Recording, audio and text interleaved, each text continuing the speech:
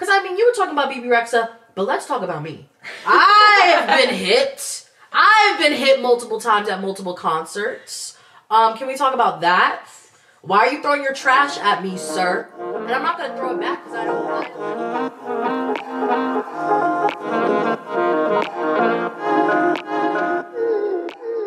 it. Hey everybody, I'm Joelle. I'm Naya. And this is episode 2 of the Summer Scoop.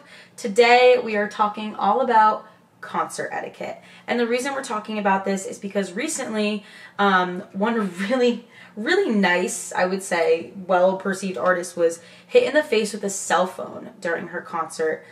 So Bebe Rexha a couple days ago was performing and a fan threw his phone. Chuck that thing.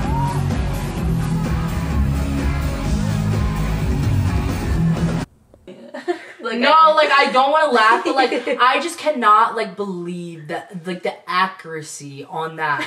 It was dude's a baseball player. No, for real, no, don't draft him. Don't draft him. We're condemning him. This is concert etiquette. MLB is about to sign this person.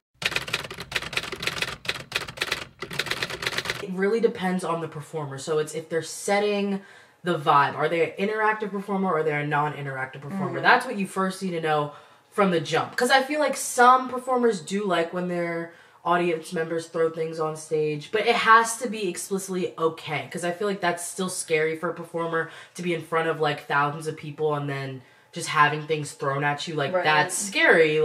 Please stop. So I feel out for that, and I put it on performers to set the tone for the room, you know what I'm saying? And I was thinking of that from the Kendrick Lamar video from one of his concerts where he was just telling his audience members to just be aware of the people around. We're gonna go crazy, make sure y'all be mindful.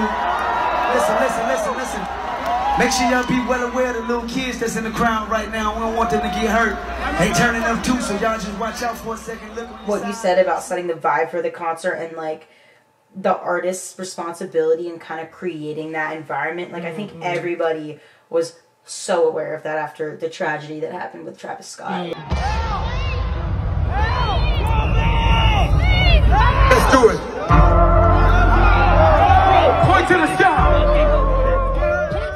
There's so many TikToks, there's so much video proof that cameramen, that people were kind of aware. Because how can you not realize how many people are being crushed and everyone's just mosh pit. Well, I say that's when it's stage. Not his full responsibility, his team, because it's we cannot fathom what it's to be on the other side of over 100,000 people where I genuinely believe that he probably did. I can't even when I'm in a crowd, I don't even know what's going on, probably 10, 15 feet away from me. And there's stage lights in your face. Exactly. Yeah. So that's where I'm saying that falls on his team where where was his team telling him in his earpiece, hey, we're stopping the show for a second? You know what I'm saying? That's what I think.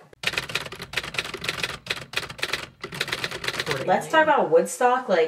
Woodstock 99. If you guys haven't seen that documentary, I think it's on Netflix, right? Yeah. Literally the most, the craziest. You want to see a crazy concert filled with tragic moments, that concert, all mixed in one, right? And it was a 3-part episode, so it did it from the days, so day 1, day 2, day 3. So it really felt like you were in there, right? And it was kind of crazy because that was kind of the tipping moment of when MTV was interviewing that whole thing, kind of people. It's all on tape. It was all on tape because MTV was recording the entire festival and they had to leave the last day because it got so freaking crazy. People were rioting. I don't want to spoil too much for those who haven't watched it, but the biggest takeaway from that is the planning of a concert, or especially a festival. PSA, and this is from a girl who's 5'1", barely. If you're super tall, and you notice a really short person behind you who seems like they're really into the concert, they really are trying to see, just let them go in front of you. Because people have let me go in front of them, and it's changed my entire view of the concert. Because sometimes you just can't find that window. I'm all for recording, and I'm not gonna lie, I kind of like it too, because it's my own little mini jumbo screen in front of me. You know what I'm saying? But when you're standing the whole entire time and you're recording the whole entire set, what have you seen? Why are you here? I love you.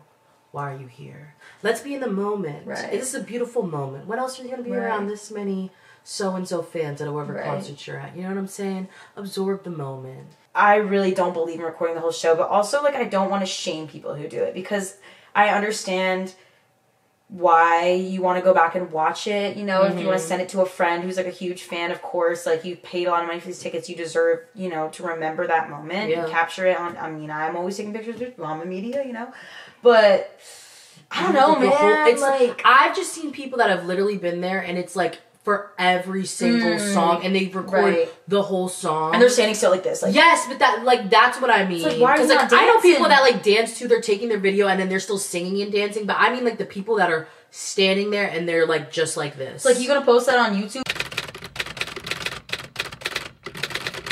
Honestly, like, even when it's kind of worse when you're up close, because that's when you're getting like really smushed from all the people behind you. You're really tight. Like, people have been waiting there for hours, so they're like more annoyed, definitely. Oh yeah. I say the best place to be is right in that middle part, and I just try to find like a good group of people to be around me, because I'm like, this is who the people I'm going to be standing next to for probably like 3, 4, 5 hours. So like, I got to get to know you and be comfortable, you know. Getting back. To be quite honest, I pee my pants a little. I do what has to be done, because Confessionals? Wait, is this confessionals? No, this is confessionals. Like, literally during Avril Lavigne, I waited so long and I drank so much water because I was really hot. You know, I want to stay hydrated. That's way more important. After the concert, I was like, I threw those underwear out. Like, I peed. I basically full on. Thank you guys so much for joining us in episode 2 of the Summer Scoop. I want to end this video with my favorite personal video that went viral a long time ago of a young Justin Bieber performing. It's not cool. Icon. But it's a little funny. It makes us giggle just a little bit. I want to see everybody because I love you guys, but... Ow! That didn't feel good. I don't know why she just threw that at me, but I love you guys, but... Everybody because I love you guys, but... Ow! That didn't feel good. See everybody because I love you guys, but...